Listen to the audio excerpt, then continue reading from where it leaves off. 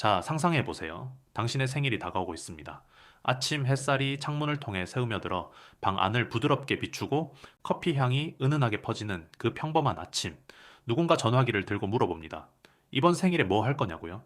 당신은 잠시 멈칫하다가 아주 담담한 목소리로 대답하죠. 아무것도 안 해요. 그냥 평범한 하루일 뿐이에요. 그 순간 공기가 살짝 얼어붙는 듯합니다. 친구들의 표정이 변하고 가족들은 한숨을 쉬며 당신이 왜 그렇게 어렵게 사느냐고 묻습니다. 사회 전체가 마치 당신을 이상한 존재로 보는 듯한 시선이 느껴집니다. 촛불을 불지 않고 웃는 사진 한 장 올리지 않고 케이크 한 조각조차 없이 생일을 보내다니 분명 당신 안에 뭔가 잘못된 게 있을 거라고요. 하지만 정말 그럴까요? 만약 당신에게 아무 문제도 없다면요? 만약 그 조용한 선택이 오히려 당신을 더 강하고 더 성숙하게 만든 것이라면요? 오늘 우리는 이 미스터리를 함께 풀어볼 겁니다. 생일을 그냥 평범한 하루로 여기는 사람들, 그들이 왜 그렇게 느끼는지, 그리고 그 안에 숨겨진 진실이 무엇인지, 영상 마지막에 답이 나옵니다. 중간에 끄지 마세요. 이 단서를 놓치면 당신 자신을 이해하는 기회를 놓칠 수 있어요. 많은 분들이 공감하실 거예요. 당신도 혹시 그랬나요? 생일이 다가오면 오히려 마음이 무거워지고 축하 인사를 받을 때마다 어색함이 밀려오고 결국 혼자 조용히 하루를 보내는 그런 사람. 여기서 중요한 건 그게 약함이 아니라는 거예요. 오히려 당신의 마음이 이미 더 깊은 곳으로 나아갔다는 증거일 수 있다는 거죠. 자, 이제 첫 번째 단서부터 차근차근 풀어가 보죠. 첫 번째 단서, 학습된 무기력입니다. 이건 심리학자 마틴 셀리그먼이 1967년에 발견한 아주 중요한 개념이에요. 예, 반복되는 실망과 통제할 수 없는 상황이 쌓이면 뇌가 결국 시도 자체를 포기하게 된다는 거죠. 약해서가 아니라 효율적이기 때문이에요. 생일은 기본적으로 예측 오류의 기계와 같아요. 뇌는 항상 예측을 하며 살아가거든요. 신경과학자 슐츠와 다이엔, 몽테규가 연구한 대로 도파민 시스템은 단순히 보상을 받을 때만 반응하는 게 아니라 기대와 현실의 차이에 반응합니다. 당신이 어렸을 때를 떠올려 보세요. 생일 파티를 기대하고 친구들이 기억해 주길 바라고 특별함을 느끼길 원하던 그때. 그런데 한 번, 두 번, 세 번, 매년 그 기대가 무너지면 뇌는 계산을 합니다. 보상을 예측하지 않기로 결심하는 거예요. 도파민이 더 이상 분비되지 않게 되고 결국 당신은 생일을 그냥 평범한 날로 여기게 됩니다. 그 문장, 그냥 평범한 하루일 뿐이에요. 라는 말은 무관심에서 나온 게 아니에요. 상처의 흉터에서 나온 거예요. 그리고 그걸 담담하게 말할 수 있는 당신의 모습, 그건 차가움이 아니라 갑옷이에요. 한국 사회에서 이걸 특히 많이 볼 수 있어요. 회사 회식 문화 속에서 매년 생일이 다가오면은 동료들이 케이크를 사주지만 진심 어린 축하가 아니라 형식적인 게 느껴질 때가 있죠. 또는 가족 모임에서 부모님이 바쁘다고 미루고 결국 혼자 베란다에 나가 커피 한 잔 마시며 창밖을 바라보는 밤. 그 반복된 실망이 쌓이면 뇌는 효율적으로 보호 모드를 켜는 거예요. 희망하는 게 아프다는 걸 알았으니까요. 많은 분들이 여기서 공감하실 거예요. 당신도 그런 적 있나요? 그 무기력이 당신을 지켜준 거예요. 두 번째 단서, 시간 맹목입니다. 이건 심리학자들이 말하는 타임 블라인드니스예요. 뇌가 너무 많은 일을 동시에 처리하다 보니 날짜가 흐릿해지는 현상이에요. 프로젝트에 빠져들고 마감에 쫓기고 삶이 모든 주의를 요구할 때 생일 같은 날은 그냥 덜 중요한 서랍에 들어가 버립니다. 캘린더가 추상 예술처럼 보이는 거죠. 한국의 바쁜 직장 생활을 생각해 보세요. 아침 일찍 출근해서 밤늦게 퇴근하고 주말에도 온라인으로 업무를 확인하는 그 삶 속에서 생일이 다가온다는 걸 잊어버리는 거예요. 치과 예약을 4번이나 미룬 것처럼 생일도 긴 할 일 목록 속에 묻혀버립니다. 이 사람들은 생일을 피하는 게 아니에요. 억압하는 게 아니라 뇌가 그냥 긴급하지 않다고 분류한 거예요. 자신을 사랑하지 않아서가 아니라 너무 많은 걸 사랑하기 때문에 한날이 새으며드는 거죠. 은유로 말하자면은 당신의 뇌는 거대한 도서관이에요. 수천 권의 책이 쌓여 있는데 생일이라는 한 페이지가 책장 깊숙이 떨어져 버린 거예요. 그런데 그게 문제일까요? 오히려 그 집중력이 당신을 특별하게 만드는 거예요. 많은 분들이 이 부분에서 위로를 받으실 거예요. 당신이 바쁘다고 자신을 탓하지 마세요. 그건 당신의 열정의 증거예요. 세 번째 단서, 자기 결정 이론입니다. 심리학자 라이언과 데시가 수십 년 동안 연구한 핵심이에요. 가장 심리적으로 건강한 사람들은 행복을 외부 사건이 아니라 내면에서 찾는 사람들이라는 거죠. 사회적 의식, 생일 축하 노래, 레스토랑에서 30명이 합창하는 그 모든 게 필요 없는 사람들. 이들은 헤도닉 트레드밀, 쾌락의 러닝머신에서 내려온 사람들이에요. 필립 브링먼이 말한 대로 다음 축하, 다음 기념일, 다음 외부 자극을 쫓아다니며 행복을 구걸하는 사이클에서 벗어난 거죠. 한국 문화에서 이걸 보면은 소개팅이나 가족 행사에서 생일을 크게 챙기라고 압박받지만 그 사람들은 이미 내면의 평화를 찾았어요.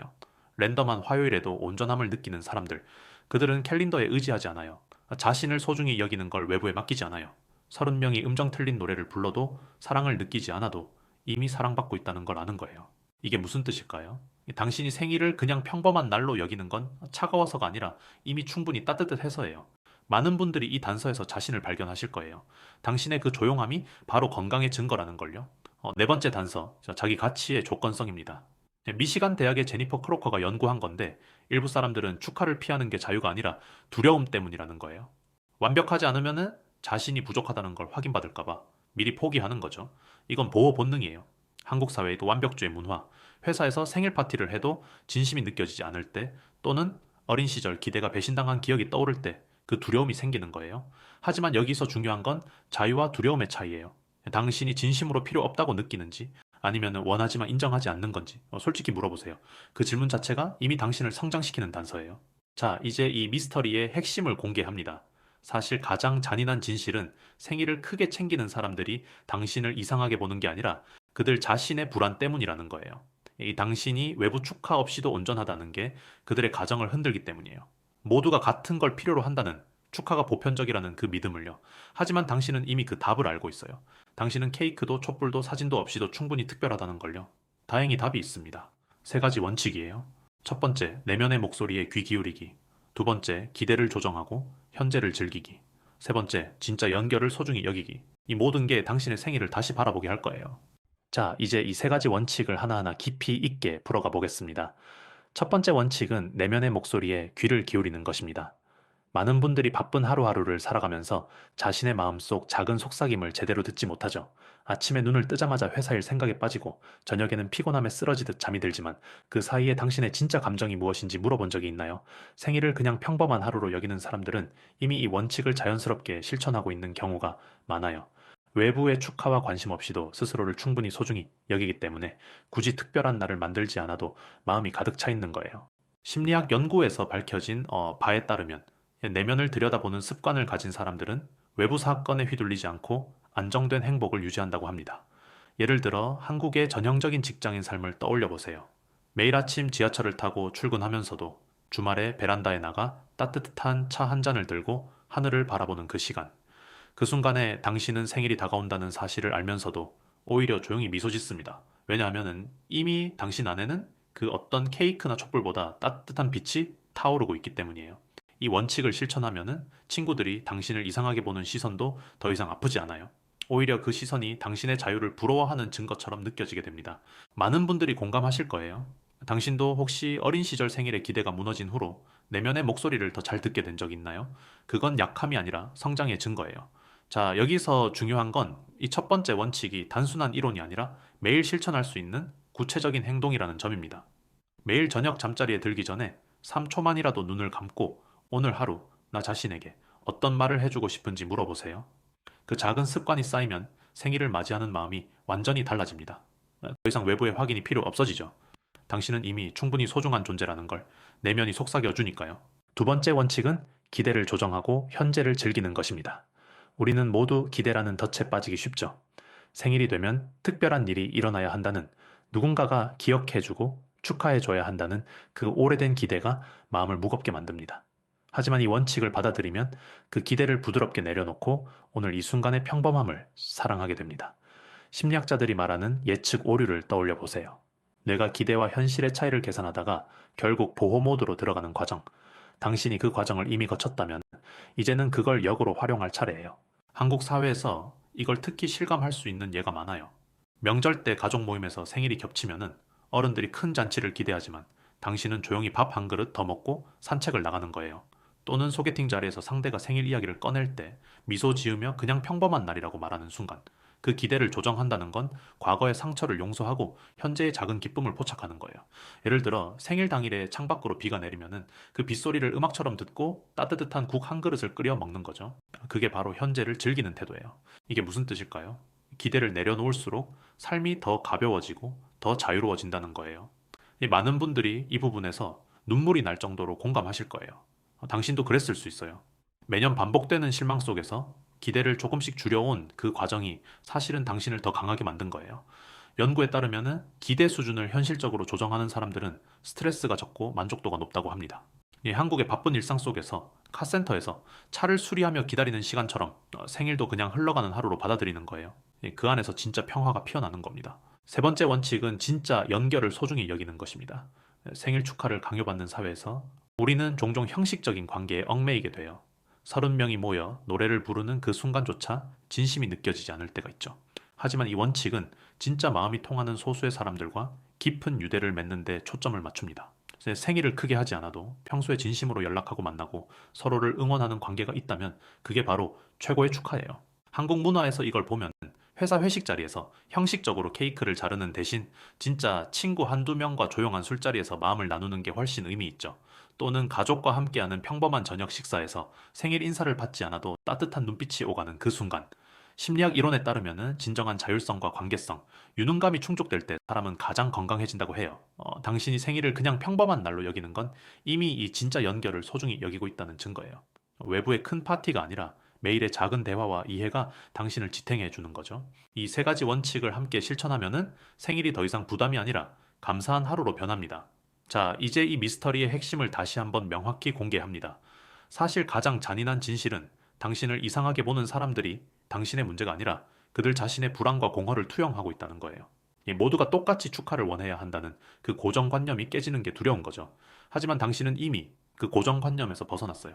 내면이 강하고 기대를 조정할 줄 알고 진짜 연결을 아는 사람. 그게 바로 당신입니다. 이제 이 모든 걸 처음에 이야기했던 그 장면으로 다시 연결해보죠. 당신의 생일이 다가오고 누군가 물었을 때 담담하게 아무것도 안 한다고 말한 그 순간. 그건 더 이상 이상한 선택이 아니에요. 오히려 당신이 얼마나 성숙하고 자유로운지 보여주는 순간이었어요. 그때 친구들이나 가족이 걱정했던 시선도 이제는 이해할 수 있어요. 그들은 아직 외부의 축하에 의지하고 있지만 당신은 이미 내면의 등대가 되어 스스로를 밝히고 있으니까요. 이 저주는 사실 가장 아름다운 축복으로 바뀔 수 있어요. 당신은 이제 탑처럼 단단한 내면을 가진 사람이 되었어요. 바다 한가운데서 홀로 서서 빛을 발하는 등대처럼 어떤 폭풍우가 와도 흔들리지 않고 자신의 길을 밝히는 존재, 생일을 그냥 평범한 날로 여기는 그 선택이 당신을 더 깊은 평화와 자유로 인도한 거예요. 많은 분들이 이 이야기를 듣고 자신을 돌아보실 거예요. 당신도 그랬다면 이제 그 조용한 힘을 인정하고 사랑해 주세요. 여기서 중요한 건 당신은 결코 혼자가 아니라는 점이에요. 이 세상에는 당신처럼 생일을 조용히 보내지만 마음은 가득 찬 사람들이 수없이 많아요. 그들은 모두 각자의 탑을 세우고 각자의 등대를 밝히며 살아가고 있어요. 당신의 그 선택이 누군가에게는 용기가 되고 영감이 될 수 있다는 걸 잊지 마세요. 자, 이제 마지막으로 여러분께 부탁드릴게요. 이 영상을 보시고 마음이 움직이셨다면 댓글에 당신의 이야기를 조용히 남겨주세요. 생일을 혼자 보내고도 완전히 괜찮았던 그날의 느낌, 또는 이 원칙들을 실천하며 달라진 당신의 작은 변화, 솔직하게 공유해 주시면 다른 분들에게 큰 위로가 될 거예요. 이 영상이 당신에게 조금이라도 도움이 되었다면 좋아요 버튼을 눌러주시고 구독도 꼭 부탁드려요. 주변에 비슷한 고민을 가진 친구나 가족이 있다면 이 영상을 공유해주세요. 함께 이 미스터리를 풀어가는 우리의 여정이 계속되길 바랍니다. 당신은 결코 이상한 사람이 아니에요. 오히려 가장 현명하고 자유로운 사람입니다. 아무것도 하지 않는 그 생일이 사실은 가장 아름다운 선물이 될 수 있어요. 다음 영상에서 또 만나요. 당신의 내면이 언제나 따뜻한 빛으로 가득 차기를 진심으로 응원합니다.